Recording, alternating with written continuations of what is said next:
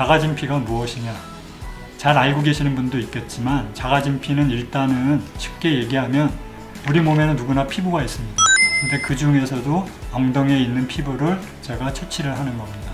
그래서 그냥 피부를 채취하자마자 넣는 것이 아니고 여러 가지 과정을 거쳐서 예를 들어서 좀 접는다든가 해서 모양을 실리콘과 비슷한 모양을 만들게 됩니다. 그래서 자가진 피라고 수술을 안 하는 게 아니고 실리콘처럼 똑같이 피부 밑에 넣는 수술을 하는 겁니다. 그래야 코가 높아질 거니까요. 그래서 수술을 하는데 그러면 뭐가 틀리느냐? 안에 들어가는 재료의 종류가 틀려지는 겁니다. 그래서 쉽게 얘기하면 실리콘처럼 문제가 많고 안 좋은 재료를 쓰는 것이 아니고 자가진 피처럼 좋은 재료를 쓰는 것입니다. 그러면 왜 자가진 피가 좋은 재료일까요? 자가진 피는 말 그대로 자기 몸에 있는 피부입니다. 그러면 우리 원래 코피부 밑에 이제 뭔가 넣는 수술을 하는 건데 코피부 밑에 자기 몸에 같은 자가진 피를 넣어주면 그것이 들어오는 순간에 같은 피부 종류이기 때문에 우리 몸에서 생각하면 이식이라고 생각하게 됩니다. 이식이라는 말은 이 안에 자가진 피가 들어오게 되면 그 들어온 자가진 피를 살리려고 코에서 핏줄이 연결이 되면서 들어온 자가진 피가 살기 시작합니다. 들어가자마자 바로 그냥 그 자리에서 100% 다 사는 것이 아니고 6개월에서 1년 정도 기간을 거쳐서 서서히 완전히 살게 됩니다. 그래서 우리가 완전히 기간이 끝난 다음에 완전히 산 상태를 생착이라고 합니다. 그래서 완전히 생착이 되게 되면은 자기 코 피부 밑에 엉덩이 피부가 살아갖고 붙어서 그냥 하나의 코 피부가 되는 것이죠. 그러니까 쉽게 얘기하면 수술하기 전에는 이렇게 얇은 코 피부였는데 여기에 자가진 피가 들어감으로써 두툼한 코 피부, 즉 피부의 두께가 높아지게 되는 것이죠. 피부의 두께가 두꺼워졌으니까 코는 그만큼 높아지고 변해지는데 자기 피부니까 실리콘처럼 여러 가지 부작용이 없다는 겁니다. 실리콘은 자기 살이 아니고 딱딱하니까 피부를 뚫고 나왔지만 그냥 안에 들어가서 진피는 자기 살이 됐기 때문에 자기 살이 뚫지는 않겠죠. 그래서 부작용도 훨씬 적고 또 자기 그냥 피부가 되니까 밖에서 볼 때 티가 나거나 표시가 나지 않습니다. 그리고 만졌을 때 딱딱하지도 않고 그냥 자기 피부를 만지는 그런 느낌이 들겠죠. 그래서 부작용이 적고 자연스럽고 편안해서 자가진 피를 쓰는 겁니다. 근데 이 세상에 우리가 완벽한 수술은 없죠. 만일에 완벽한 수술이 있다면 그 외의 수술들은 모두 없어지고 한 수술만 남았을 겁니다. 그러나 아직도 실리콘이 남아있는 이유는 어쨌든 자가진 피도 단점이 있기 때문입니다. 자가진 피의 단점은 우리가 그냥 언뜻 생각해보면 알겠지만 일단 엉덩이에서 피부를 떼고 피부를 엉덩이에서 떼고 나면은 그만큼 피부가 이렇게 없어지겠죠. 근데 그게 다 자라날 때까지 기다리는 게 아니고 우리 피부는 이렇게 잘 늘어나게 돼 있습니다. 그래서 양쪽 피부를 당겨서 가운데서 그냥 꿰매주면 그 자라나는 거를 기다리지 않고 그냥 꿰매면 끝나버리게 되겠죠. 그 대신 꿰매기 때문에 그 부분에 흉이 생기게 됩니다. 그래서 어디에 흉이 생기느냐? 우리 뒤에서 보면 이렇게 엉덩이가 두 개가 이렇게 있죠. 그러면 그 중에서 한쪽 엉덩이 안쪽 부분에서 길게 직선의 흉이 남게 됩니다. 길이가 딱 이 정도 됩니다. 자기 코 길이보다 조금 길죠. 실제 길이로 재보면 한 10cm 정도, 미터 정도 됩니다.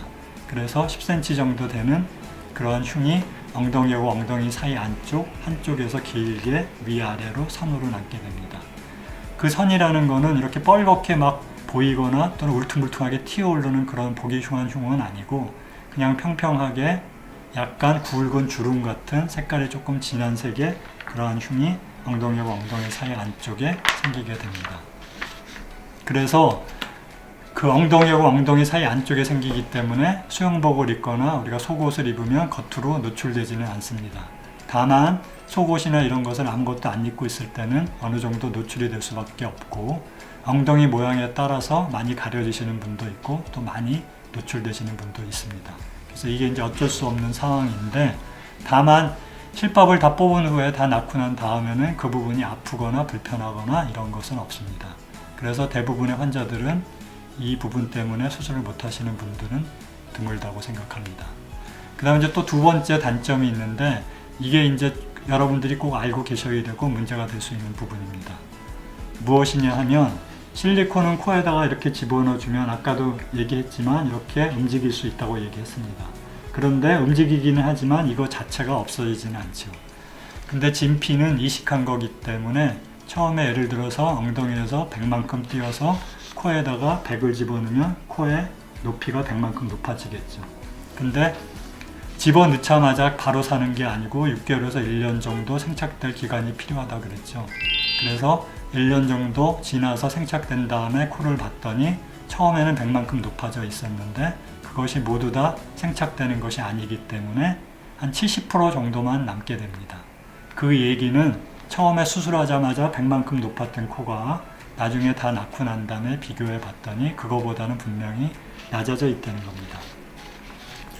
그래서 우리가 처음에 넣을 때 100을 처음에 넣어버리면 70밖에 안 남으니까 그 사실을 미리 알고 있으니까 피부가 늘어나는 한도 내에서 우리가 처음에 수술할 때 진피를 코에다가 최대한 넣게 됩니다. 예를 들어서 130% 정도에서 150% 정도 이렇게 많이 넣게 되죠. 그러면 문제가 뭐냐? 일단 처음에 많이 무리하게 들어가니까 처음에 볼 때 모양이 실리콘에 비해서 굉장히 미간 부분이 높고 부자연스럽게 보일 수밖에 없습니다. 근데 이제 그게 다행히 6개월까지 계속해서 그렇게 높은 상태로 있는 것이 아니고 중간중간에 계속 부기가 빠지기 때문에 한 2달에서 3달 정도 지나면 그래도 볼만할 정도로 자리를 잡게 됩니다. 그 다음에 또 한 가지 중요한 점은 이게 이제 완전 6개월이 지나서 70%가 생착이 됐는데 어떤 분들은 그러면 계속해서 없어질 텐데 10년, 20년 지나면 하나도 남지 않는 게 아니냐 라고 이제 의문점을 가지실 수 있습니다.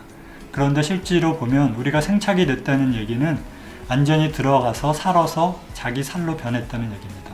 그래서 일단 한번 생착이 되면 거기서부터는 더 이상 흡수되거나 낮아지지 않을 것입니다.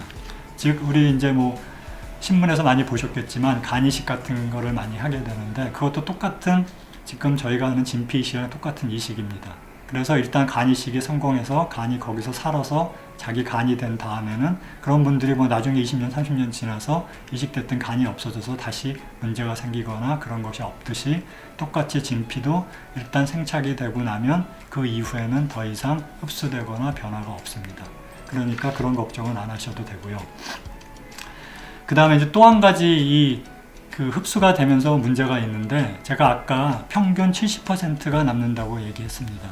근데 말 그대로 평균이라고 말을 쓰는 이유는 개인마다 흡수되는 양의 차이가 있기 때문입니다. 그래서 흡수가 좀 덜 되시는 분들은 다행히 거의 80% 정도 남는 분들이 있는 반면에 아주 적기는 하지만 30-40%까지 흡수가 많이 되고 30-40% 정도밖에 남지 않는 경우들이 아주 드물지만 있게 됩니다. 30-40%가 남는다는 얘기는 처음 넣은 것의 3분의 1 정도밖에 남지 않는다는 얘기죠. 우리가 처음 넣은 거에 3분의 1이 남으면 처음에는 굉장히 만족하시던 분들도 나중 결과를 보고는 또 실망하시는 분들이 많이 있습니다. 그래서 이 얘기는 뭐냐 하면 우리가 진피는 미리 수술 결과를 제가 예측하기가 힘들다는 겁니다.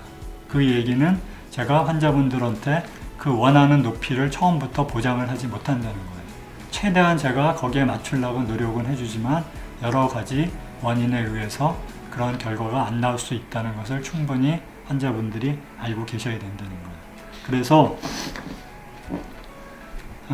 물론 이제 우리가 0%가 되시는 분들은 없어요. 그러니까 수술 안 한 것보다는 분명히 높아지고 효과가 있는데 완전히 없어져서 수술 전으로 돌아가시는 분들은 없습니다.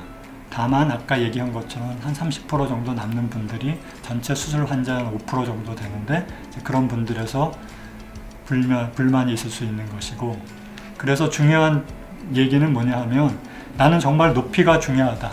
일단 뭐 해보고 나중에 거기에 문제점이 생겨서 부작용이 생겨서 재수술을 진피로 하더라도 일단 나는 높이가 굉장히 중요하다 하시는 분들은 제가 자가진피를 권해드리지 않고 실리콘을 하라고 분명히 말씀을 드립니다.